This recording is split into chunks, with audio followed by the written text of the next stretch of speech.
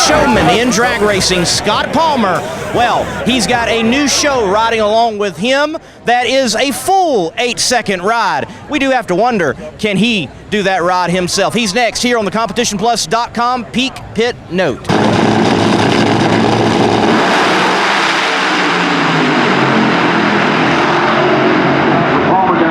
Scott Palmer, with the new partnership on the side of the car, we're all wondering, when will you go beyond 4 seconds and go the full 8 seconds on an actual bull?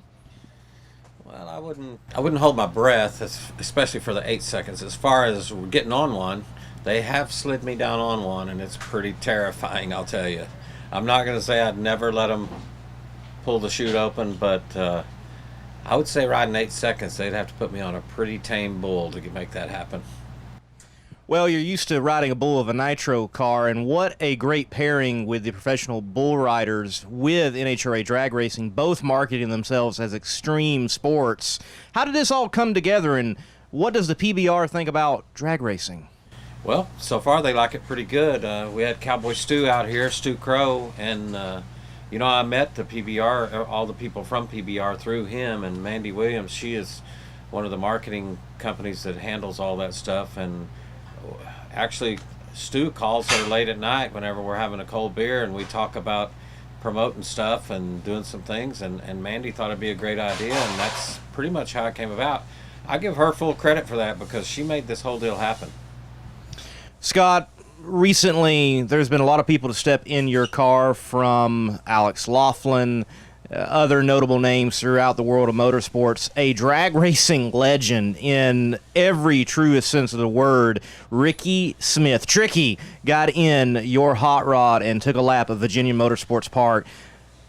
It's got to make you feel good that someone's getting in your car like that to do that. Well, you know, Ricky helped me a lot over the past, I'll say, year, especially last winter, getting ready for the World Series Pro Mod race down in Florida.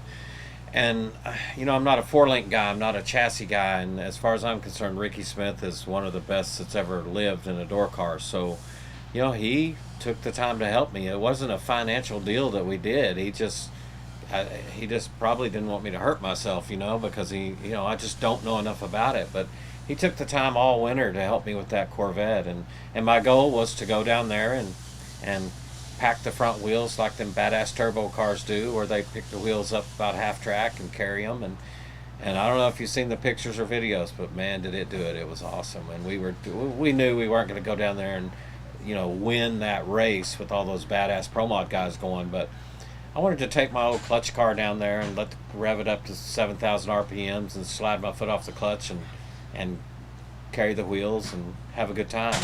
We did every bit of that. Scott, you see the sport from this level, such as a NHRA national event, to a Mocan Dragway setting a track record and participating in Nitro Chaos on all sides in all different classes. Someone such as yourself, where do you think the sport is and is going?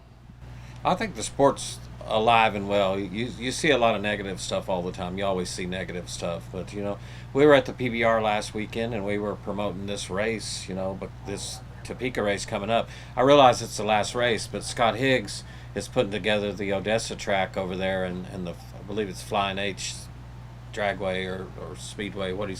But I mean, that place right there is going to be phenomenal, and that's our future. So, but the fact of the matter is, we're in Kansas City at the T-Mobile Arena, and we're promoting this race for the Topeka weekend.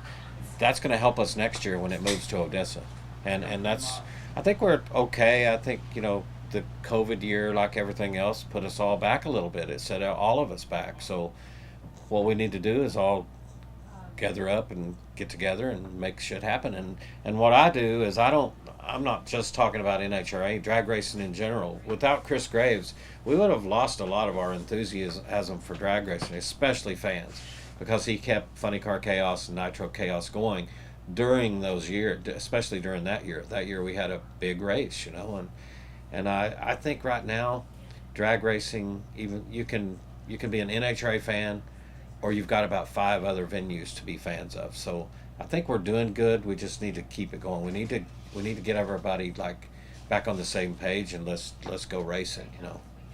Like I say, drag racing fan, thank God for Scott Palmer.